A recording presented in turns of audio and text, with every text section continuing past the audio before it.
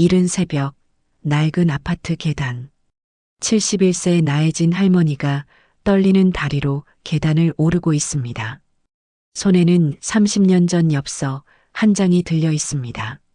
30년 전 그가 적어준 주소. 과연 그대로일까요? 혜진 할머니가 현관문 앞에 섭니다. 떨리는 손으로 초인종을 누릅니다. 딸그랑. 문이 열리고 흰 머리의 남자가 나타납니다. 74세 서동윤 할아버지입니다. 혜진, 그의 목소리가 떨립니다. 혜진 할머니의 눈에서 눈물이 흐릅니다. 동윤 씨, 정말 여기 계시는군요. 30년의 세월이 한순간에 무너집니다. 하지만 이 재회 뒤에는 숨겨진 비밀이 있었습니다. 혜진 할머니가 몰랐던 진실, 그리고 동윤 할아버지가 30년간 간직해온 상처. 과연 이 두 사람은 어떻게 다시 만나게 된 것일까요? 그리고 30년 전 무슨 일이 있었던 것일까요? 지금부터 시작되는 이야기는 늦은 나이에도 꽃 피울 수 있는 사랑과 시간이 치유하는 상처에 대한 따뜻한 사연입니다. 안녕하세요. 은빛 세월을 찾아주신 분들께 감사드립니다. 사연 시작 전에 무료 버튼인 구독과 좋아요, 알림 설정 눌러주시면 더 좋은 사연으로 여러분께 보답드리겠습니다. 혹시 사연 듣고 계시는 지역이나 장소, 댓글로 남겨주시면 감사히 인사드리겠습니다. 사흘 전으로 시간을 되돌려 보겠습니다. 나혜진 할머니는 남편이 세상을 떠난 지 3년째 혼자 살고 있었습니다. 그날도 평범한 하루였습니다. 손녀 유나가 대학 기숙사에서 짐을 가지러 왔습니다. 할머니, 다락방에 제 옷 박스 있죠? 응. 천장 위에 있을 거야. 유나가 사다리를 타고 다락방으로 올라갔습니다. 그런데 이상한 것을 발견했습니다. 낡은 전등갓 뒤쪽에 숨겨진 신발 상자. 할머니, 여기 이상한 상자가 있어요. 혜진 할머니는 깜짝 놀랐습니다. 그 상자의 존재를 까맣게 잊고 있었거든요. 유나가 상자를 내려왔습니다. 먼지가 가득 쌓인 낡은 상자였습니다. 뚜껑을 열자 엽서 묶음이 나왔습니다. 1994년부터 95년까지의 엽서들. 모두 같은 필체로 쓰여 있었습니다. 혜진아, 주소 변하면 꼭 알려줘. 난 여기에 있을게. 파란 볼펜으로 또박또박 쓰인 글씨. 서동윤이라는 이름이 적혀 있었습니다. 혜진 할머니의 손이 떨렸습니다. 30년 전 그 이름이 다시 눈앞에 나타난 것입니다. 할머니, 이분이 누구세요? 유나가 궁금해했습니다. 혜진 할머니는 잠시 말을 잇지 못했습니다. 어떻게 설명해야 할까요? 옛날, 친구야, 친구요. 그런데 왜 엽서를 이렇게 많이? 유나가 엽서들을 하나씩 펼쳐봤습니다. 모든 엽서에는 같은 주소가 적혀 있었습니다. 부산시 영도구 동삼동 239번지. 그리고 모든 엽서는 반송 도장이 찍혀 있었습니다. 할머니, 이 엽서들 다 돌아온 거네요. 주소를 잘못 적었나 봐요. 하지만 혜진 할머니는 알고 있었습니다. 주소가 틀린 것이 아니라는 것을, 엄마가 가로챈 것이라는 것을. 30년 전 그날이 떠올랐습니다. 결혼을 앞둔 혜진에게 도착한 동윤의 편지. 엄마가 몰래 가져가며 했던 말. 옛사람에게 마음 주지 마라. 이제 새 삶을 살아야지. 혜진은 그때 항의하지 못했습니다. 순종적인 딸이었거든요. 그리고 결혼 후에는 더욱 잊으려 노력했습니다. 남편에게 미안했으니까요. 하지만 마음 한구석에는 항상 궁금증이 있었습니다. 동윤은 어떻게 지내고 있을까? 결혼은 했을까? 건강하게 살고 있을까? 할머니, 정말 친구분이에요? 유나가 다시 물었습니다. 혜진 할머니는 솔직하게 대답했습니다. 사실은 첫사랑이었어. 정말요? 와, 로맨틱하다. 유나의 눈이 반짝였습니다. 그런데 왜 헤어지셨어요? 그때는 어른들이 정해주신 대로 살았거든. 혜진 할머니의 목소리가 쓸쓸했습니다. 유나가 스마트폰을 꺼냈습니다. 할머니, 이 주소 아직 있는지 찾아볼까요? 네이버 지도에서 검색해 볼게요. 잠시 후 유나가 소리쳤습니다. 할머니, 있어요. 정말 있어요. 화면에는 동삼동 239번지가 선명하게 표시되어 있었습니다. 그리고 그 자리에는 작은 간판이 보였습니다. 동백사진관. 혜진 할머니의 심장이 뛰기 시작했습니다. 30년이 지났는데도 그 주소가 그대로 있다니. 혹시 동윤도 아직 그곳에 있는 걸까요? 할머니, 가보세요. 유나가 제안했습니다. 늦기 전에 가보시라고요. 하지만 혜진 할머니는 망설였습니다. 갑자기 나타나면 동윤이 놀라지 않을까? 그리고 만약 결혼해서 가족이 있다면 어떡할까?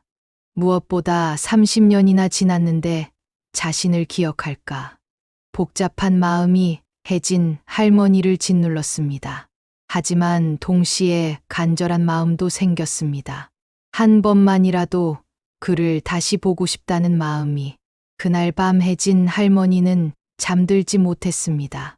엽서를 하나씩 다시 읽어보며 옛 기억을 되짚었습니다. 젊은 시절의 설렘과 아픔이 다시 살아났습니다. 1995년 봄, 혜진은 26살이었습니다. 도서관에서 사서로 일하며 평범한 나날을 보내고 있었죠. 그때 동유는 29살의 사진작가였습니다. 부산의 작은 사진관을 운영하며 꿈을 키우고 있었습니다. 두 사람은 우연히 만났습니다. 혜진이 도서관에서 사진 관련 책을 정리하고 있을 때였죠. 동윤이 자료를 찾으러 도서관에 왔던 것입니다.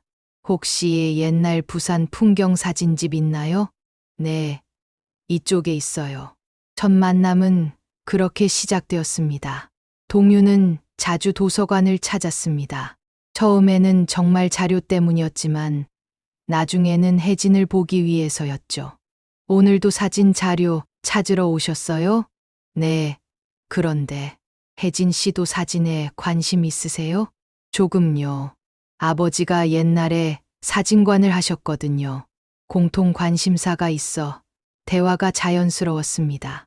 동유는 혜진에게 자신이 찍은 사진들을 보여줬습니다. 부산 바다의 일출, 골목길의 아이들, 시장의 활기찬 모습들. 정말 잘 찍으시네요. 감정이 느껴져요.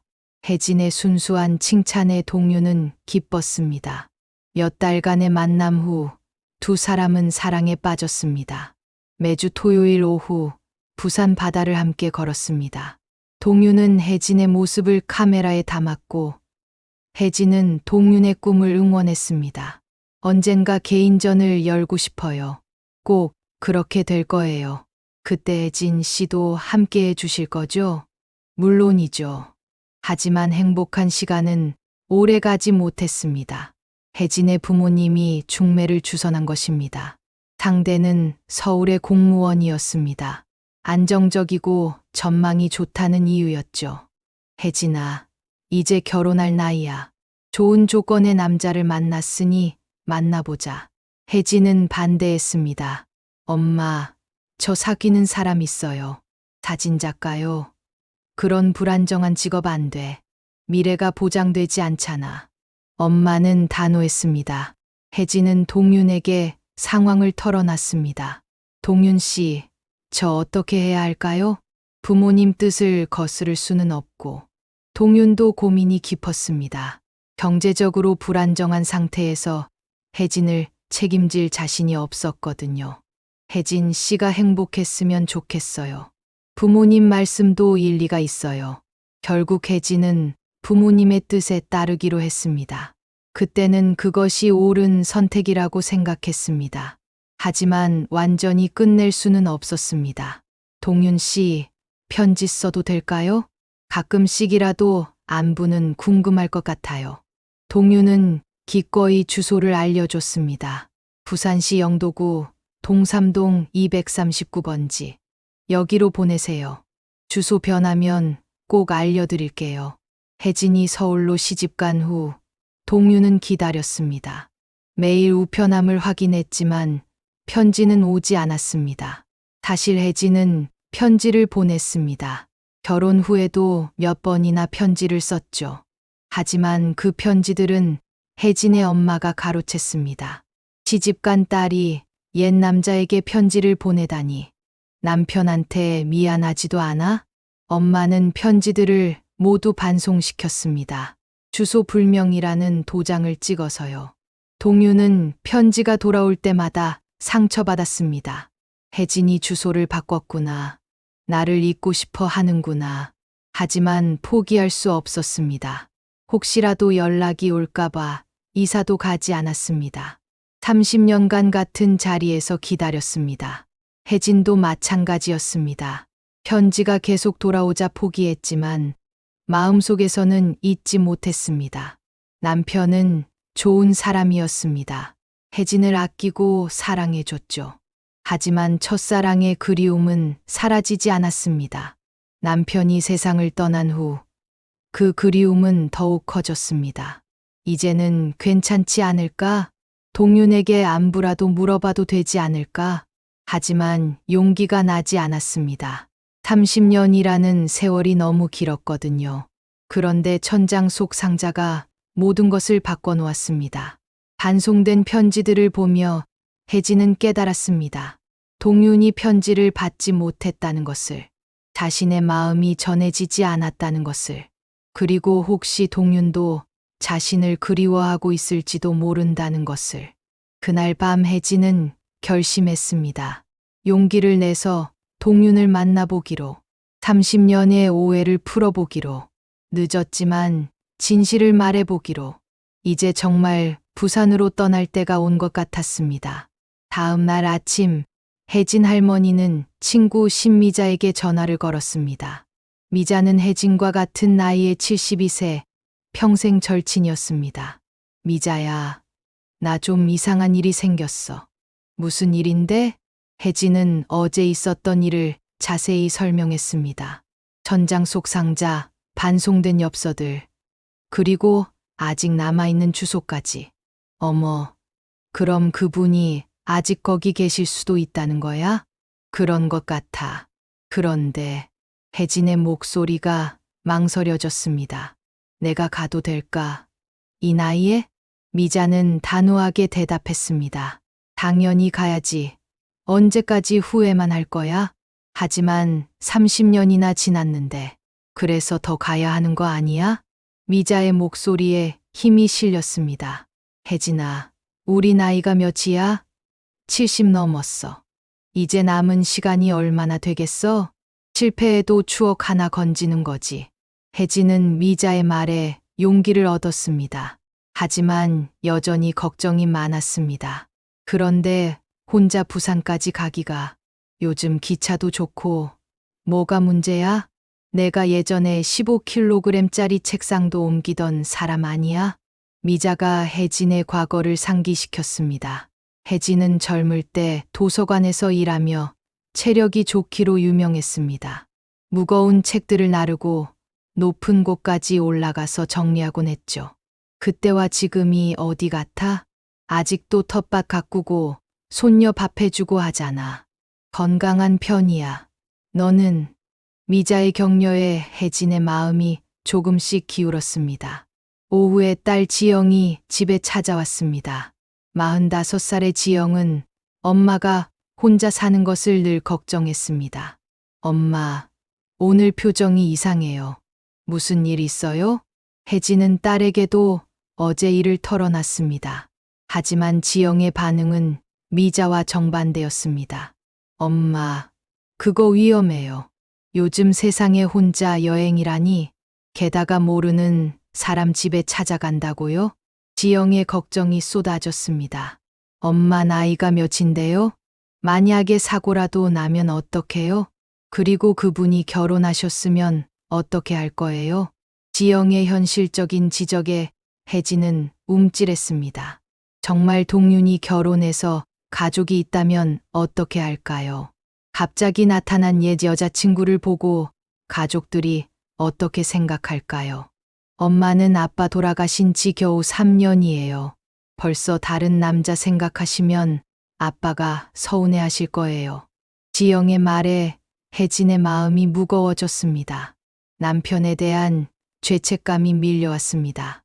남편은 정말 좋은 사람이었습니다. 혜진을 평생 사랑해주고 아껴줬죠. 그런 남편을 두고 다른 남자를 그리워한 자신이 미안했습니다. 지영아, 엄마가 나쁜 엄마인가? 그런 게 아니에요. 그냥 걱정돼서요. 엄마가 혼자 먼 곳까지 가시는 게. 지영이 엄마의 손을 잡았습니다. 차라리 제가 같이 가드릴까요? 아니야. 그런 건 아니고. 혜진은 딸과 함께 가고 싶지 않았습니다. 개인적인 일이었으니까요. 그날 저녁 혜진은 깊은 고민에 빠졌습니다. 미자는 가라고 하고, 딸은 가지 말라고 하고, 자신의 마음은 가고 싶지만 두렵기도 하고, 남편에 대한 미안함도 있고, 동윤에 대한 그리움도 있고, 복잡한 감정들이 마음속에서 엉켰습니다. 밤늦게 손녀 유나가 전화를 걸어왔습니다. 할머니, 오늘 하루 종일 생각해 봤는데요. 할머니 가보시는 게 맞는 것 같아요. 정말, 네. 할머니도 사랑할 권리가 있어요. 유나의 순수한 말에 혜진의 마음이 따뜻해졌습니다. 그리고 할아버지도 하늘에서 할머니 행복하기를 바라실 거예요. 할머니가 평생 후회하며 사시는 것보다는 젊은 손녀의 지혜로운 말에 혜진은 감동했습니다. 하지만 유나야, 할머니가 거절당하면 어떡하지? 그래도 가보시는 게 좋아요. 안 가면 평생 궁금해하실 거잖아요. 유나의 말이 맞았습니다. 혜진은 30년간 궁금해하며 살았습니다. 이제 그 궁금증을 풀 때가 된 것 같았습니다. 그날 밤 혜진은 작은 가방을 꺼냈습니다. 하루치 옷가지와 세면 도구를 챙겼습니다. 그리고 가장 중요한 것, 엽서 묶음도 함께 넣었습니다. 동윤에게 보여줘야 할 증거였으니까요. 거울 앞에 서서 자신을 바라봤습니다. 71세의 자신이 보였습니다. 주름이 늘었지만 아직 정정했습니다. 머리도 단정하게 손질했고 옷도 깔끔하게 입었습니다. 이 모습으로 동윤을 만나도 괜찮을까? 그가 나를 알아볼까? 걱정과 설렘이 교차했습니다. 새벽에 미자에게 마지막 전화를 걸었습니다. 미자야, 나 오늘 부산 가기로 했어. 잘했어. 용기 있는 결정이야. 무서워. 정말. 당연히 무섭지. 하지만 후회는 더 무서운 거야. 미자의 응원에 혜진은 힘을 얻었습니다. 아침 일찍 기차표를 예매했습니다. 서울역에서 부산역까지 오후 2시 출발. 오랜만의 여행이었습니다. 남편과 함께 다닌 여행 말고는 혼자 여행은 처음이었죠. 가방을 메고 집을 나서는 순간 혜진의 마음은 복잡했습니다. 기대 반, 걱정 반. 하지만 분명한 것은 용기를 냈다는 것입니다. 30년 만에 처음으로 자신의 마음에 솔직해진 것입니다. 기차역으로 향하는 길에 혜진은 중얼거렸습니다. 동윤 씨, 저 갑니다. 30년 늦었지만 이제라도 갑니다. 오후 2시 서울역. 혜진 할머니는 작은 가방을 들고 승강장에 섰습니다. KTX 부산행 열차가 들어오고 있었습니다. 마음이 두근거렸습니다. 정말 이대로 가는 게 맞는 걸까요? 하지만 이미 표를 끊었고 여기까지 왔습니다. 돌아갈 수는 없었습니다. 열차에 오르며 혜진은 생각했습니다. 주소는 결국 사람을 가리키는 표지판이구나. 좌석에 앉아 창밖을 바라봤습니다. 서울의 풍경이 빠르게 지나갔습니다. 고층 빌딩들, 한강, 그리고 점점 멀어지는 도시. 옆 좌석에는 젊은 엄마와 아이가 앉아 있었습니다. 아이가 울기 시작하자 엄마가 달래줍니다. 괜찮아. 금방 할머니 집에 도착해. 따뜻한 모습이었습니다. 혜진은 문득 자신의 어린 시절을 떠올렸습니다. 부모님과 함께 기차 여행을 했던 추억들. 그때는 모든 것이 새롭고 신기했죠. 지금도 마찬가지였습니다. 오랜만에 혼자 여행이 낯설면서도 설렜습니다. 뒷좌석에서는 할머니 한 분이 귤을 나눠주고 있었습니다. 드세요. 제주도에서 가져온 거예요. 감사합니다. 작은 친절들이 여행을 따뜻하게 만들었습니다. 혜진은 이런 순간들이 좋았습니다. 사람들의 선의가 느껴지는 순간들. 기차가 대전을 지나갈 무렵 혜진은 깊은 생각에 빠졌습니다. 정말 동윤이 그곳에 있을까요? 혹시 이사를 갔다면 어떻게 할까요? 아니면 이미 세상을 떠났다면요? 불안한 생각들이 머릿속을 맴돌았습니다. 하지만 동시에 희망도 있었습니다. 만약 동윤을 만난다면 무슨 말을 해야 할까요? 안녕하세요. 오랜만이에요. 너무 평범한 인사 같았습니다. 미안해요. 30년 동안 소식 못 전해서. 그것도 어색했습니다. 혜진은 가방에서 엽서 묶음을 꺼냈습니다. 반송 도장이 찍힌 엽서들을 다시 읽어봤습니다. 동윤의 글씨는 여전히 또박또박했습니다. 혜진아, 잘 지내고 있지? 요즘 사진관 일이 바빠. 새로운 장비도 들여놨어. 언젠가 혜진이가 놀러 오면 좋겠다. 일상적인 내용들이었지만 따뜻했습니다. 그리고 마지막 엽서에는 이런 말이 적혀 있었습니다. 혜진아, 편지가 계속 돌아오는데 괜찮은 거야? 혹시 주소가 바뀌었으면 알려줘. 난 여기서 기다리고 있을게. 언제까지든 기다릴게. 이 말을 읽는 순간 혜진의 눈에서 눈물이 흘렀습니다. 동윤이 정말 기다리고 있었다는 것을, 자신을 잊지 않았다는 것을. 옆자리 아주머니가 걱정스럽게 물었습니다. 할머니, 괜찮으세요? 네, 괜찮아요. 감사합니다. 혜진은 눈물을 닦으며 웃었습니다. 기차는 계속 남쪽으로 달렸습니다. 창밖 풍경도 점점 바뀌었습니다. 평야가 나타나고 산들이 보였습니다. 혜진은 이 모든 풍경이 동윤에게로 가는 길이라고 생각했습니다. 동윤도 이런 풍경을 보며 살고 있을까요? 아직도 사진을 찍고 있을까요? 건강하게 지내고 있을까요? 궁금한 것들이 너무 많았습니다. 오후 5시, 기차는 부산역에 도착했습니다. 혜진은 천천히 일어났습니다. 다리가 조금 저렸지만 괜찮았습니다. 역에서 나오니 바다 냄새가 났습니다. 부산 특유의 짠내와 함께 추억이 밀려왔습니다. 젊은 시절 동윤과 함께 걸었던 이 도시. 30년 만에 다시 돌아온 것입니다. 택시를 타고 영도구로 향했습니다. 기사 아저씨가 말을 걸어왔습니다. 할머니, 영도구 어디로 가세요? 동삼동이요. 동백사진관 아세요? 아, 거기요. 오래된 사진관이죠. 아직 있어요? 네, 있어요. 사장님이 혼자 하시는데 아직 혼자 하고 계시나요? 기사님의 대답에 혜진의 심장이 뛰었습니다. 혼자라는 것은 결혼하지 않았다는 뜻일까요? 아니면 배우자를 잃었다는 뜻일까요? 워낙 조용하신 분이라 자세한 건 모르겠어요. 하지만 좋은 분이세요. 동네 어르신들 사진 공짜로 찍어주시거든요. 동윤다운 일이었습니다. 예전에도 그런 따뜻한 마음을 가진 사람이었죠. 택시가 동삼동에 도착했습니다. 혜진은 택시비를 내고 천천히 내렸습니다. 드디어 동윤이 있는 곳에 왔습니다. 하지만 막상 와보니 더욱 긴장되었습니다. 과연 이 결정이 옳았을까요? 동윤이 자신을 반가워할까요? 아니면 당황스러워할까요? 혜진은 깊게 숨을 들이쉬었습니다. 이제 와서 돌아갈 수는 없었습니다. 30년간 품었던 궁금증을 풀 때가 왔습니다. 작은 가방을 들고 골목길로 걸어 들어갔습니다. 동백사진관을 찾으러, 그리고 동윤을 만나러. 영도구 동삼동 골목길, 해가 서쪽으로 기울어 가고 있었습니다.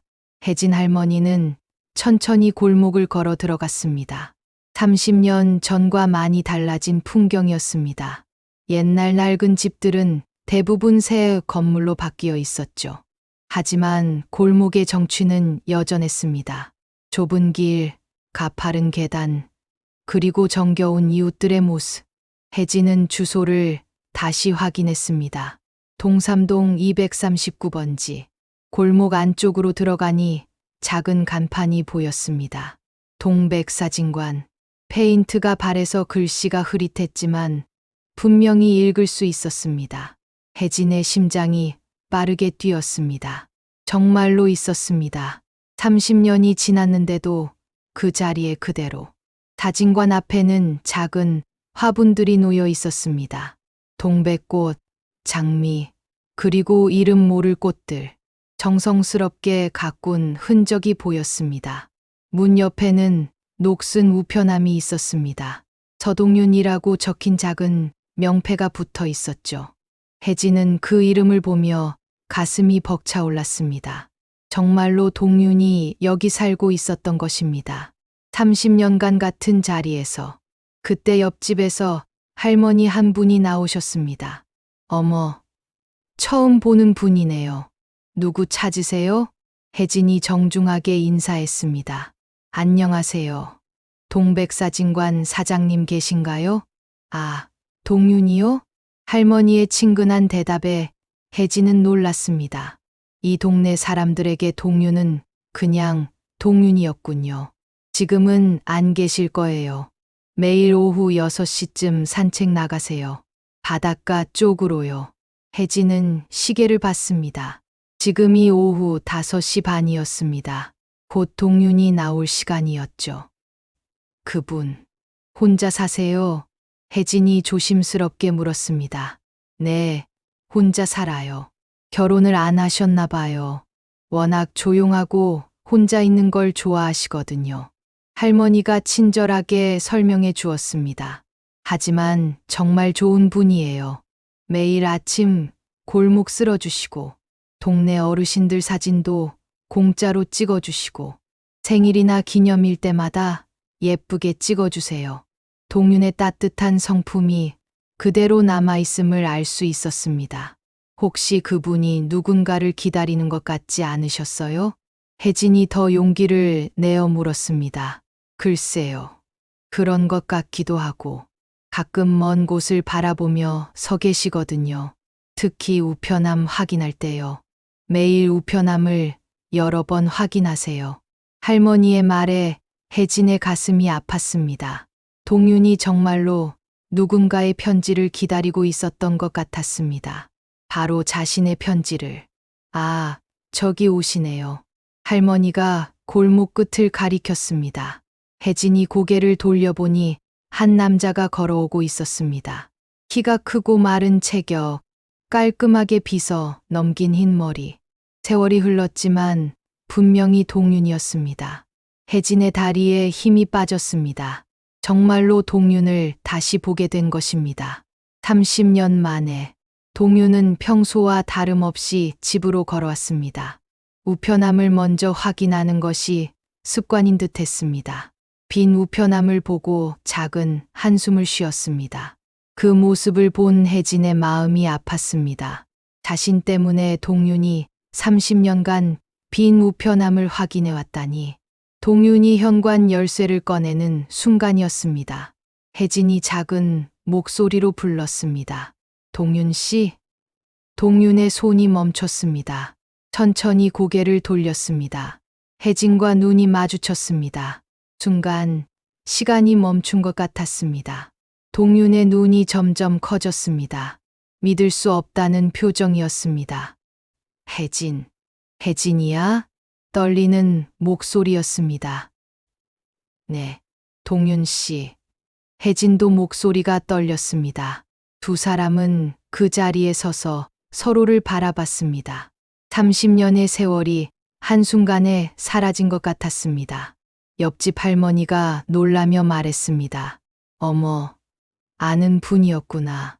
그럼 저는 들어가 볼게요. 할머니가 자리를 피해 주었습니다. 이제 혜진과 동윤만 남았습니다. 정말 혜진이야? 동윤이 다시 물었습니다. 꿈인지 현실인지 확신할 수 없었던 것 같습니다. 네, 저예요. 혜진이 작은 미소를 지었습니다. 어떻게 여기까지? 동윤의 목소리가 감격으로 떨렸습니다. 말씀드릴 게 있어서 왔어요. 정말 중요한 얘기가 있어서요. 혜진이 가방에서 엽서 묶음을 꺼냈습니다. 반송 도장이 찍힌 엽서들을 동윤에게 보여줬습니다. 이게 뭐지? 동윤이 엽서들을 받아보았습니다. 자신의 글씨로 쓰인 엽서들이었습니다. 그리고 모두 반송 도장이 찍혀 있었죠. 동윤 씨가 보내신 편지들이에요. 저한테 오지 못하고 돌아간 편지들. 혜진의 말에 동윤은 충격을 받았습니다. 이게 내가 보낸 편지들이라고? 왜 돌아갔지? 주소가 틀렸나? 아니에요. 제 엄마가 가로챈 거였어요. 혜진이 30년 전의 진실을 털어놨습니다. 엄마가 편지들을 몰래 반송시켰다는 것을, 자신은 동윤의 편지를 한 통도 받지 못했다는 것을. 동윤의 얼굴이 일그러졌습니다. 분노와 슬픔이 동시에 밀려왔습니다. 그럼 너는 내 편지를 받지 못했다는 거야? 네. 어제서야 이 편지들을 발견했어요. 천장 속에 숨겨져 있었어요. 동윤은 한동안 말을 하지 못했습니다. 30년간의 오해가 풀리는 순간이었습니다. 혜진이 자신을 잊은 것이 아니었다는 것을, 편지를 받지 못해서 답장을 못한 것이었다는 것을. 혜진아, 미안해. 내가 더 적극적으로 찾아봤어야 했는데. 아니에요. 저야말로 미안해요. 진실을 몰랐다고 해서 변명이 되는 건 아니죠. 두 사람은 서로에게 미안해했습니다. 하지만 이제 모든 오해가 풀렸습니다. 30년간의 기다림이 헛되지 않았음을 깨달았습니다. 집 안으로 들어갈까요? 동윤이 조심스럽게 제안했습니다. 네, 좋아요. 혜진이 고개를 끄덕였습니다. 동윤이 사진관 문을 열었습니다.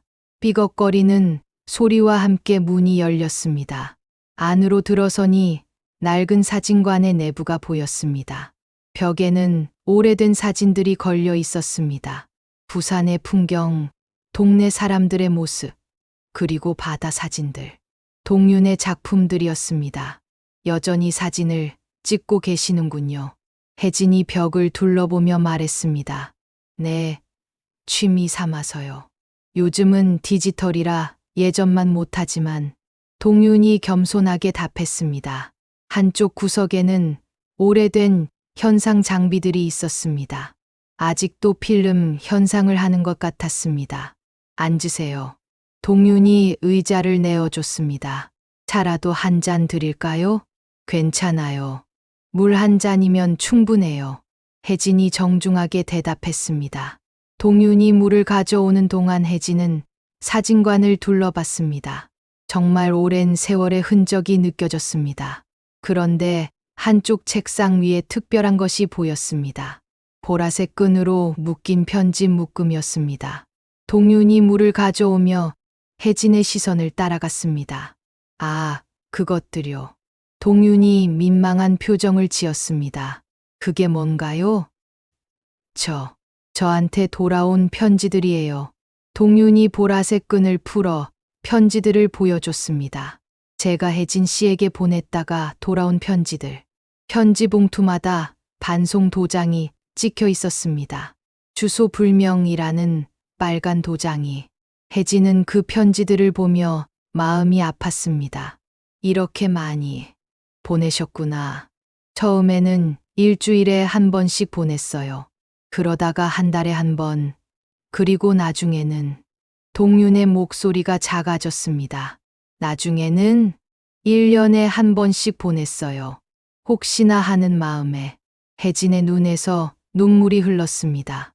동윤이 30년간 자신을 그리워했다는 것을, 포기하지 않고 편지를 보냈다는 것을. 동윤 씨, 정말 미안해요. 저 때문에 이렇게 고생하셨는데. 아니에요. 제가 좋아서 한 일이에요. 동윤이 혜진의 손을 살짝 잡았습니다. 그런데 혜진 씨는 결혼하셨죠? 동윤이 조심스럽게 물었습니다. 네, 했었어요. 했었다고요? 남편이 3년 전에 세상을 떠났어요. 혜진의 대답에 동윤은 복잡한 표정을 지었습니다. 기쁨과 슬픔이 동시에 느껴졌습니다. 힘드셨겠어요. 괜찮아요. 좋은 사람이었어요. 행복하게 살았어요. 혜진이 솔직하게 말했습니다. 남편에 대한 감사함을 숨기고 싶지 않았습니다. 자녀는 있으세요? 딸 하나, 손녀 하나 있어요. 그렇구나. 좋겠어요. 동윤의 목소리에 아쉬움이 묻어났습니다. 동윤 씨는 결혼 안 하셨어요? 혜진이 궁금해서 물었습니다. 아니요. 못했어요. 왜요? 다른 사람을 사랑할 수가 없었어요. 동윤의 솔직한 고백이었습니다. 항상 혜진 씨 생각이 났거든요. 다른 여자를 만나도 혜진 씨와 비교하게 되고, 그래서 결혼까지는 못했어요. 혜진은 죄책감이 들었습니다. 자신 때문에 동윤이 평생 혼자 살았다니. 동윤 씨, 저 때문에. 아니에요. 제가 선택한 일이에요. 후회하지 않아요. 동윤이 진심으로 말했습니다. 대신 사진을 찍으며 살았어요. 혜진 씨와의 추억을 담으려고. 동윤이 벽에 걸린 사진 하나를 가리켰습니다. 바닷가에서 찍은 일출 사진이었습니다. 저 바닷가에서 혜진 씨와 자주 걸었잖아요. 매일 아침 저곳에 가서 사진을 찍어요. 혜진 씨가 오기를 기다리면서. 혜진의 마음이 뭉클했습니다. 동윤이 30년간 자신을 기다렸다는 것이. 저도 동윤 씨를 잊지 못했어요. 혜진이 고백했습니다. 결혼해서도 가끔 생각났어요. 어떻게 지내실까? 건강하실까? 정말요? 동윤의 눈이 반짝였습니다. 네, 정말이에요. 하지만 연락할 방법이 없었어요. 편지는 계속 돌아왔고, 두 사람은 서로를 바라보며 웃었습니다. 서로의 마음을 확인한 순간이었습니다. 30년간 서로를 그리워했다는 것을, 이제라도 다시 만날 수 있어서 다행이라는 것을. 혜진 씨, 이제 어떻게 할까요? 동윤이 조심스럽게 물었습니다. 글쎄요. 저도 잘 모르겠어요. 혜진도 막막했습니다. 70 넘은 나이에 새로운 관계를 시작한다는 것이 어떤 의미인지 아직 정리가 안 됐습니다. 일단 친구부터 시작할까요? 혜진이 제안했습니다. 네, 좋아요. 30년 만에 다시 만난 친구. 동윤이 따뜻하게 웃었습니다. 그때 혜진의 휴대폰이 울렸습니다. 딸 지영에게서 온 전화였습니다. 여보세요? 엄마, 지금 어디세요? 부산에 왔어. 정말 가신 거예요? 걱정했잖아요. 지영의 목소리가 급해졌습니다. 괜찮아. 잘 만났어. 정말요? 그분이 계셨어요? 응, 계셨어. 혜진이 동윤을 바라보며 대답했습니다. 그럼 언제 들어오세요? 내일 들어갈게. 오늘은 여기서 하룻밤 묵을 거야. 어디서요? 여관이나 모텔 있을 거 아니야. 그때 동윤이 조심스럽게 말했습니다. 혜진 씨, 여기 안쪽에 작은 방이 있어요. 깨끗하거든요. 불편하지 않으시면. 혜진은 잠시 망설였습니다. 하지만 동윤의 진심, 어린 제안을 거절할 수는 없었습니다. 감사해요. 그럼 하룻밤만. 엄마, 조심하세요. 지영의 걱정 섞인 목소리였습니다. 알았어. 내일 연락할게. 전화를 끊고 혜진은 동윤을 바라봤습니다. 30년 만에 다시 만난 첫날. 이렇게 함께 시간을 보낼 수 있다니. 꿈 같은 일이었습니다. 그날 저녁, 동윤은 혜진을 위해 간단한 저녁을 준비했습니다. 요리를 잘 못해서 대단한 건 없어요. 김치찌개와 계란말이 정도만. 동윤이 미안한 표정으로 말했습니다. 충분해요. 고마워요. 혜진이 따뜻하게 웃었습니다.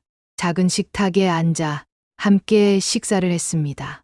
30년 만에 함께하는 식사였지만 어색하지 않았습니다. 오히려 자연스러웠습니다. 맛있어요. 정말. 혼자 살다 보니 요리를 배우게 됐어요. 처음에는 라면만 끓여 먹었는데 동윤이 웃으며 말했습니다. 저도 남편 떠나고 나서 많이 배웠어요. 그전에는 남편이 다 해줬거든요. 혜진도 자신의 경험을 나눴습니다. 식사 후 두 사람은 사진관에서 차를 마시며 이야기를 나눴습니다. 벽에 걸린 사진들을 보며 동윤이 설명해 줬습니다. 이 사진은 작년에 찍은 거예요. 동네 할머니 생신 때 가족 사진을 찍어달라고 하셔서 사진 속 할머니는 정말 행복해 보였습니다. 자녀들과 손자, 손녀들에 둘러싸여 환하게 웃고 있었죠. 따뜻한 사진이네요. 이런 사진을 찍을 때가 가장 보람 있어요. 사람들의 행복한 순간을 담는 것. 동윤의 눈에 만족감이 보였습니다. 동윤 씨는 정말 따뜻한 사람이에요. 예전이나 지금이나 똑같아요. 혜진의 말에 동윤이 부끄러워했습니다. 혜진 씨야말로 그런 것 같아요. 도서관에서 일할 때도 누구에게나 친절했잖아요. 아이들한테 책 읽어주고 어르신들한테 책 찾아드리고. 동윤이 혜진의 옛 모습을 떠올렸습니다. 정말 세세한 것까지 기억하고 있었습니다. 그런 것까지 기억하고 계시는군요. 모든 걸 기억해요. 혜진 씨와 함께했던 모든 순간을. 동윤의 진심 어린 말에 혜진의 마음이 따뜻해졌습니다. 저도 기억해요. 동윤 씨가 저한테 보여준 첫 번째 사진. 부산 바다 일출 사진이었죠. 정말 아름다웠어요. 혜진도 옛 추억을 꺼냈습니다. 아직도 그 사진 있어요. 동윤이 서랍에서 오래된 사진 한 장을 꺼냈습니다. 색이 바래긴 했지만 여전히 아름다운 일출 사진이었습니다. 와, 정말 간직하고 계셨구나. 이 사진을 볼 때마다 혜진 씨가 생각났어요. 그날 혜진 씨가 얼마나 좋아했는지. 동윤이 사진을 쓰다듬으며 말했습니다. 밤이 깊어가자 동윤이 방을 안내해 줬습니다. 여기가 제 방인데 혜진 씨가 쓰세요. 전 소파에서 잘게요. 아니에요. 제가 소파에서 잘게요. 안 돼요. 손님이 어떻게. 두 사람이 서로 양보하며 실랑이를 벌였습니다. 결국 동윤이 소파에서 혜진이 방에서 자기로 했습니다. 정말 고마워요. 동윤 씨. 오늘 하루 정말 행복했어요. 혜진이 진심으로 말했습니다. 저야말로 감사해요. 혜진 씨를 다시 볼 수 있어서. 동윤도 감격스러워했습니다. 잠자리에 들기 전 혜진은 딸에게 문자를 보냈습니다. 잘 도착했어.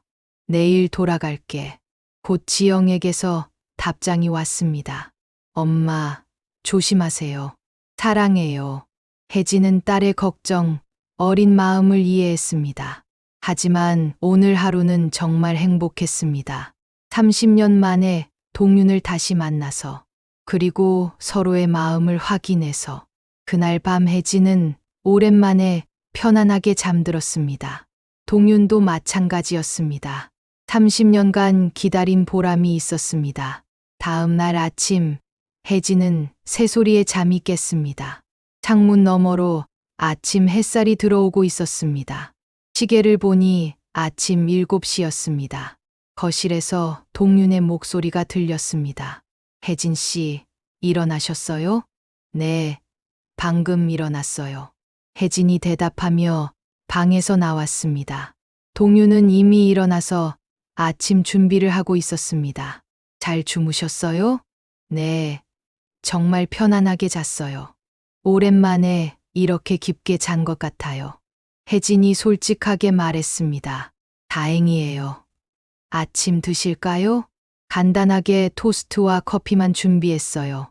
동윤이 정성스럽게 차린 아침상을 보여줬습니다. 함께 아침을 먹으며 두 사람은 계획을 세웠습니다. 혜진 씨, 기차 시간이 언제예요? 오후 2시 기차를 타려고요. 그럼 그 전에 같이 산책할까요? 바닷가 쪽으로. 동윤의 제안에 혜진이 기꺼이 동의했습니다. 아침 식사 후 두 사람은 바닷가로 향했습니다. 동윤이 자주 가던 그 길이었습니다. 여기가 제가 매일 오는 곳이에요. 혜진 씨를 생각하며 사진 찍던 곳. 바다가 한눈에 보이는 작은 언덕이었습니다. 정말 아름다운 풍경이었습니다. 와, 정말 예쁘네요. 30년 전에도 이랬나요? 조금 달라졌죠. 그때보다 개발이 많이 됐어요. 동윤이 옛날과 지금을 비교해 줬습니다. 하지만 바다는 똑같아요. 여전히 아름답고 평화로워요. 두 사람은 벤치에 앉아 바다를 바라봤습니다. 파도 소리가 마음을 편안하게 해줬습니다. 동윤 씨, 궁금한 게 있어요. 혜진이 조심스럽게 말을 꺼냈습니다. 뭐든지 물어보세요.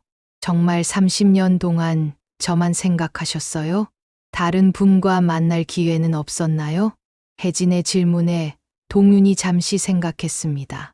없었던 건 아니에요. 몇 번 소개받은 적도 있고. 하지만 마음이 움직이지 않았어요. 동윤이 솔직하게 답했습니다. 항상 혜진 씨와 비교하게 됐거든요. 그럼 너무 외롭지 않으셨어요? 가끔은 외로웠죠. 하지만 기다리는 즐거움이 있었어요. 언젠가 혜진 씨가 나타날 거라는 희망. 동윤의 말에 혜진이 감동했습니다. 30년간 자신을 믿고 기다렸다니. 저는 솔직히 말하면 동윤 씨를 잊으려 노력했어요. 혜진이 고백했습니다. 남편에게 미안했거든요. 다른 남자를 그리워한다는 게. 하지만 완전히 잊을 수는 없었어요. 혜진의 솔직한 고백이었습니다. 가끔 혼자 있을 때 동윤 씨 생각이 났어요. 어떻게 지내실까? 건강하실까? 결혼은 하셨을까? 그런 생각들이 자꾸 들더라고요. 동윤이 혜진의 손을 살짝 잡았습니다. 혜진 씨도 저를 생각해 주셨구나. 그걸 알 수 있어서 다행이에요. 이제 어떻게 할까요? 혜진이 현실적인 문제를 꺼냈습니다. 저는 서울에 살고 동윤 씨는 부산에 사시는데, 그리고 우리 나이도 이미. 나이는 중요하지 않아요. 동윤이 단호하게 말했습니다. 70이든 80이든 사랑하는 마음은 똑같아요. 거리는 좀 문제겠지만 제가 서울로 갈 수도 있어요. 동윤의 적극적인 제안에 혜진이 놀랐습니다. 정말요? 하지만 사진관은 어떻게요? 사진관은 정리할 수 있어요. 요즘 필름 사진 찾는 사람도 별로 없고, 중요한 건 혜진 씨와 함께하는 거예요. 동윤의 진심이 느껴졌습니다. 하지만 제 딸이 반대할 것 같아요. 엄마가 갑자기 남자친구를 사귄다고 하면. 혜진이 걱정스러워했습니다. 천천히 설득해봐요. 급할 것 없어요. 중요한 건 우리가 다시 만났다는 거니까. 동윤의 여유로운 태도에 혜진이 안심했습니다. 그럼 일단 편지부터 다시 시작할까요? 혜진이 제안했습니다. 이번에는 정말로 주고받는 편지. 좋아요. 그런데 이번에는 이메일로 할까요? 동윤이 웃으며 말했습니다. 컴퓨터 할 줄 아세요? 손녀가 가르쳐 줬어요. 기본적인 건 할 수 있어요. 저도 요즘 배우고 있어요. 두 사람이 웃으며 새로운 소통 방법을 약속했습니다. 시간이 흘러 기차 시간이 다가왔습니다. 이제 가야 할 시간이네요. 혜진이 아쉬워하며 말했습니다. 기차역까지 데려다 드릴게요. 동윤이 제안했습니다. 부산역에 도착해서도 두 사람은 헤어지기 아쉬워했습니다. 동윤 씨, 정말 고마웠어요. 30년 만에 이렇게 만날 수 있어서. 저야말로 감사해요. 혜진 씨가 용기 내서 찾아와 줘서. 기차가 들어오자 혜진이 탑승했습니다. 창문 너머로 동윤이 손을 흔들었습니다. 혜진도 손을 흔들며 인사했습니다. 기차가 출발하면서 동윤의 모습이 점점 작아졌습니다. 하지만 혜진의 마음은 따뜻했습니다. 30년의 기다림이 헛되지 않았다는 것을, 서로의 마음을 확인할 수 있었다는 것을. 이제 새로운 시작이었습니다. 늦었지만 분명한 사랑의 시작이었습니다. 서울로 돌아온 혜진, 할머니를 기다리고 있던 것은 딸 지영의 걱정, 어린 눈빛이었습니다. 엄마, 정말 괜찮으세요? 이상한 사람은 아니었죠?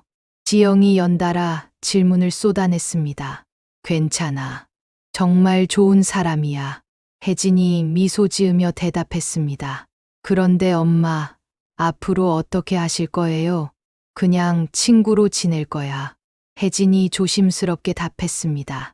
하지만 마음속으로는 더 많은 것을 바라고 있었습니다.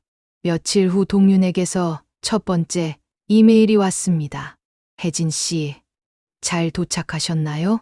부산은 혜진 씨가 떠나고 나서 더 쓸쓸해진 것 같아요.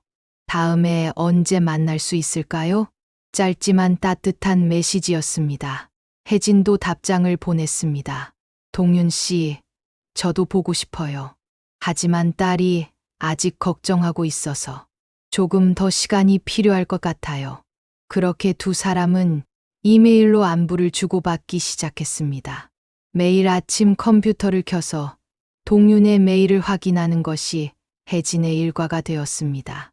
동윤도 마찬가지였습니다. 오늘은 동네 할아버지 칠순 사진을 찍어드렸어요. 정말 행복해 하시더라고요. 그 모습을 보니 혜진 씨가 생각났어요. 혜진 씨도 항상 다른 사람을 행복하게 해주는 사람이니까요. 동윤의 메일에는 항상 일상의 따뜻함이 담겨 있었습니다. 한편 혜진은 딸과의 관계에서 어려움을 겪고 있었습니다. 엄마, 요즘 너무 밝아 보이세요. 혹시 그분과 자주 연락하시는 거 아니에요? 지영이 의심스러워했습니다. 가끔 안부 정도만 주고받아. 엄마, 제가 걱정되는 건 아시죠? 요즘 사기꾼들이 많다잖아요. 특히 혼자 사시는 어르신들을 노리는. 지영의 걱정은 현실적이었습니다. 하지만 혜진에게는 상처가 되는 말이었습니다. 지영아, 엄마를 믿어줘. 그분은 그런 사람이 아니야. 하지만 엄마는 30년 만에 만난 거잖아요. 사람이 얼마나 변할 수 있는데요. 모녀 간의 의견 차이가 점점 커졌습니다. 그러던 어느 날 손녀 유나가 할머니를 찾아왔습니다. 할머니, 어머니랑 싸우셨어요? 싸운 게 아니라 의견이 다를 뿐이야. 할머니, 저는 할머니 편이에요. 유나의 말에 혜진이 위로받았습니다. 할머니도 행복할 권리가 있어요. 그리고 그분이 할머니를 정말 사랑하신다면 나이는 중요하지 않잖아요. 젊은 손녀의 지혜로운 말에 혜진은 감동했습니다. 한 달이 지나자 동윤이 서울로 올라온다는 연락을 보냈습니다. 혜진 씨, 이번 주말에 서울에 갈 일이 생겼어요. 시간 되시면 만날 수 있을까요? 혜진의 마음이 설렜습니다. 하지만 딸에게 말하기가 어려웠습니다. 결국 유나에게만 말하고 몰래 만나기로 했습니다. 토요일 오후 서울역 근처 카페에서 만났습니다. 한 달 만에 다시 본 동윤은 더욱 반가웠습니다. 혜진 씨, 보고 싶었어요. 저도요, 정말. 두 사람은 서로의 근황을 나눴습니다. 부산에서 사진관 정리하고 있어요. 정말 서울로 오실 거예요? 네. 혜진 씨 곁에 있고 싶어요. 동윤의 진심에 혜진이 감동했습니다. 하지만 현실적인 문제가 많았습니다. 동윤 씨, 제 딸이 아직 반대해요. 시간을 좀 더 주세요. 천천히 설득해 볼게요. 괜찮아요.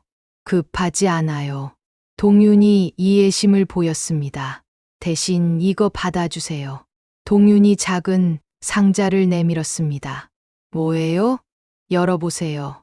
상자 안에는 작은 목걸이가 들어 있었습니다. 조개 껍데기로 만든 소박한 목걸이였습니다. 제가 직접 만든 거예요. 부산 바닷가에서 주운 조개 껍데기로. 예뻐요. 정말. 혜진이 감동하며 목걸이를 만져봤습니다. 혜진 씨가 부산에 왔을 때 걸었던 그 바닷가에서요. 우리의 추억이 담긴 곳에서 동윤의 세심함에 혜진의 마음이 따뜻해졌습니다. 고마워요. 소중히 간직할게요. 그날 오후 두 사람은 서울 시내를 함께 걸었습니다. 한강공원도 가고 카페에서 차도 마시고 마치 젊은 연인처럼 설레는 시간이었습니다. 혜진 씨, 행복해요. 이렇게 함께 걸을 수 있어서. 저도요. 정말 행복해요. 해가 지고 헤어질 시간이 되었습니다. 다음에는 언제 만날 수 있을까요? 곧 연락드릴게요. 기다릴게요. 언제까지든. 동윤의 인내심 깊은 사랑에 혜진이 고마웠습니다. 집에 돌아와서 혜진은 목걸이를 목에 걸어봤습니다. 거울 속 자신의 모습이 환해 보였습니다. 사랑하는 사람이 생기니 얼굴까지 밝아진 것 같았습니다. 그때 현관문이 열리며 지영이 들어왔습니다. 엄마, 목걸이가 새 거네요? 응. 선물 받았어. 누구한테요? 지영의 날카로운 질문에 혜진이 당황했습니다. 동윤 씨한테. 혜진이 솔직하게 대답했습니다. 엄마, 정말 그분과 만나신 거예요? 응. 오늘 서울에 왔거든. 지영의 표정이 심각해졌습니다. 엄마, 너무 성급한 것 같아요. 아직 그분을 제대로 알지도 못하는데. 지영아, 엄마를 믿어줘. 그분은 정말 좋은 사람이야. 모녀 간의 갈등이 다시 시작되었습니다. 하지만 혜진의 마음은 확고했습니다. 늦게 찾아온 사랑이지만 포기하고 싶지 않았습니다. 나이 들어서도 사랑할 권리가 있다고 생각했습니다. 그날 밤 혜진은 동윤에게 메일을 보냈습니다. 오늘 정말 행복했어요. 목걸이도 너무 예뻐요. 하지만 딸과의 갈등이 좀 심해졌어요. 시간이 해결해 줄 거라고 믿어요. 동윤의 답장은 금세 왔습니다. 혜진 씨, 저 때문에 힘드시죠? 괜찮아요. 사랑은 원래 어려운 거니까. 하지만 포기하지 않을게요. 혜진 씨와 함께하고 싶어요. 동윤의 따뜻한 메시지에 혜진이 힘을 얻었습니다. 늦게 온 봄이지만 분명한 봄이었습니다. 어려움이 있어도 함께 이겨나갈 수 있을 것 같았습니다. 2달이 지나자 상황이 조금씩 변하기 시작했습니다. 혜진의 친구 미자가 지영을 따로 만났던 것입니다. 지영아, 내 엄마 정말 행복해 보이더라. 오랜만에 이렇게 밝은 표정 보는 것 같아. 미자가 지영을 설득했습니다. 하지만 이모, 엄마 나이가 어때서? 사랑의 나이가 있나? 미자의 직설적인 말에 지영이 할 말을 잃었습니다.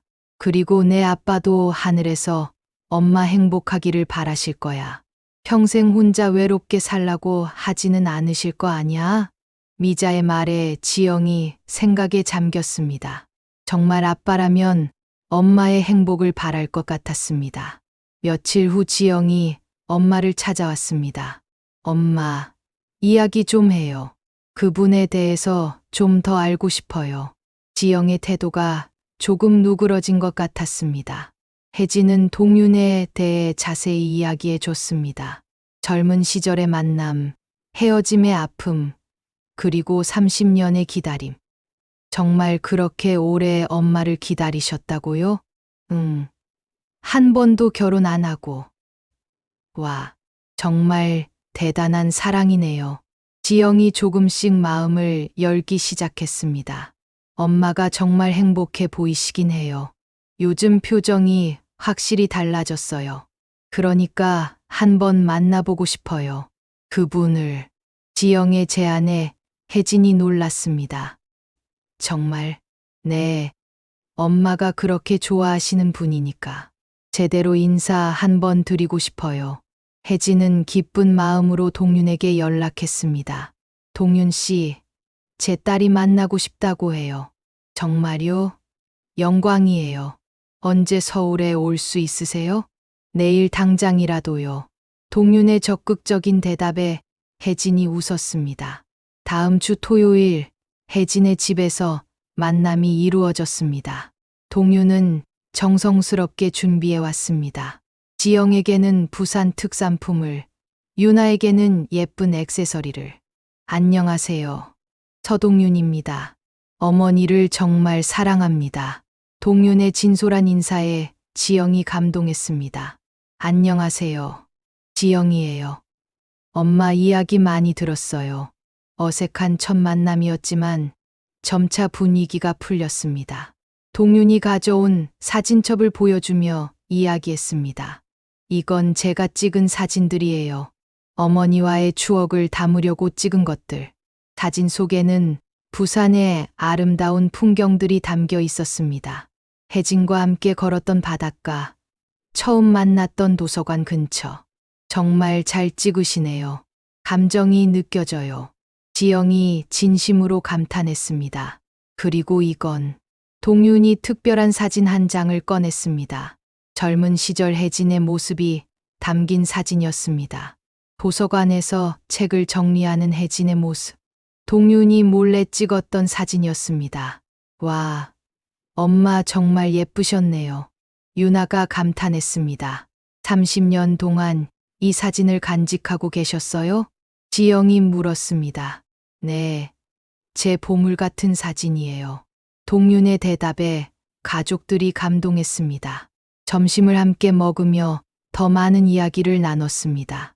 동윤의 인생 이야기, 사진에 대한 열정, 그리고 혜진에 대한 변함없는 사랑. 정말 진심이시는 것 같아요. 지영이 솔직하게 말했습니다. 처음에는 걱정이 많았는데 엄마를 이렇게 사랑해 주시는 분을 어떻게 반대할 수 있겠어요. 지영의 인정에 혜진과 동윤이 기뻤습니다. 하지만 조건이 있어요. 지영이 진지하게 말했습니다. 엄마를 절대 혼자 두시면 안 돼요.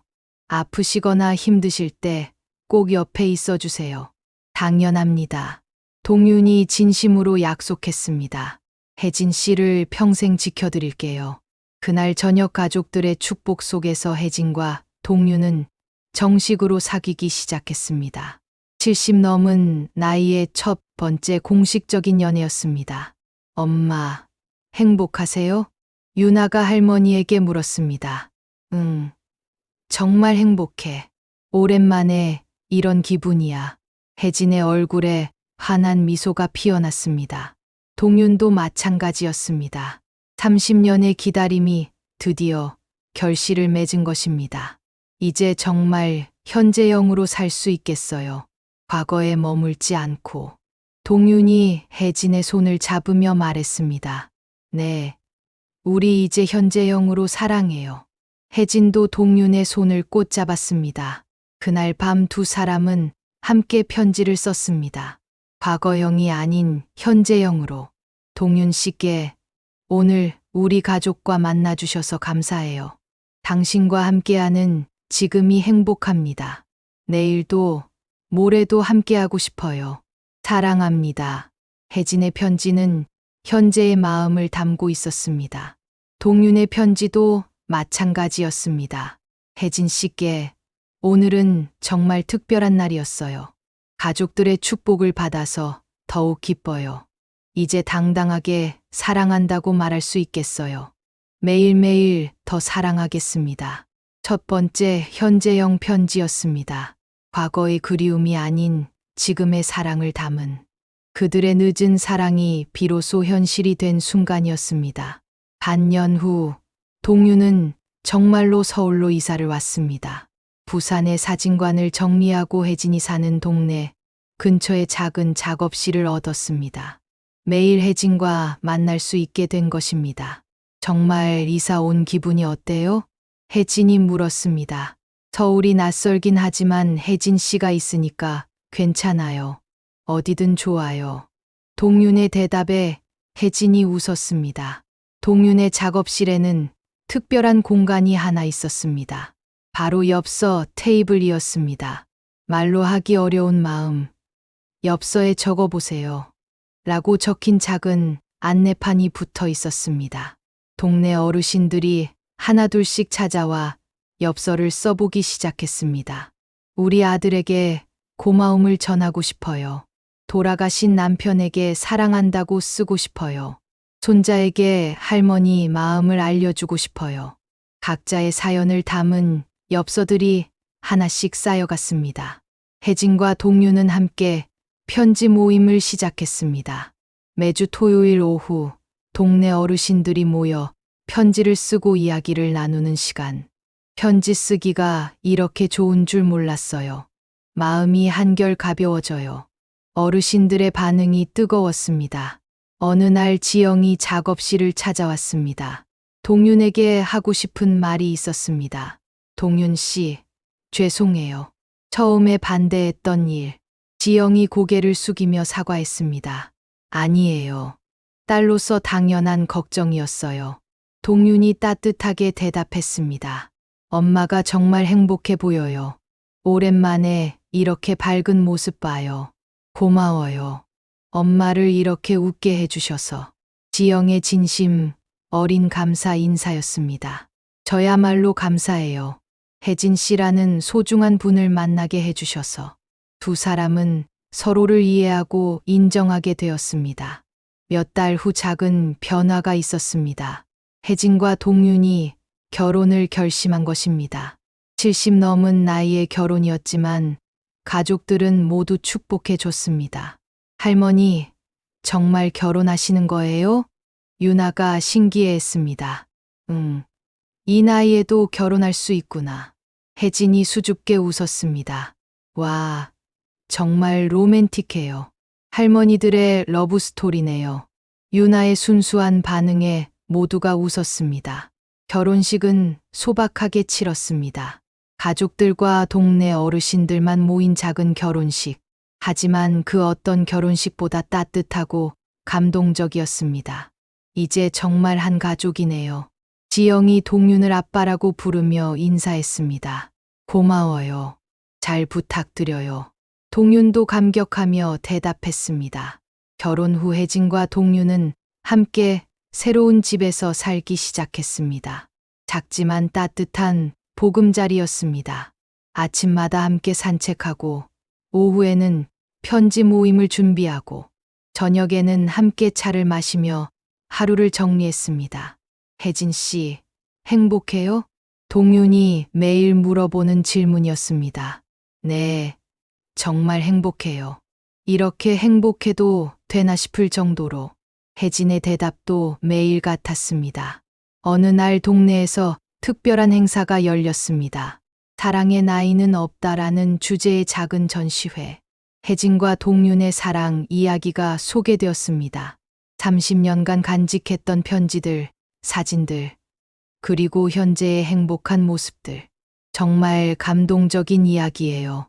우리도 나이 들어서 이런 사랑할 수 있을까요? 젊은 부부들도 관심을 보였습니다. 사랑에는 정말 나이가 없구나. 우리도 늙어서 저런 부부가 되고 싶어.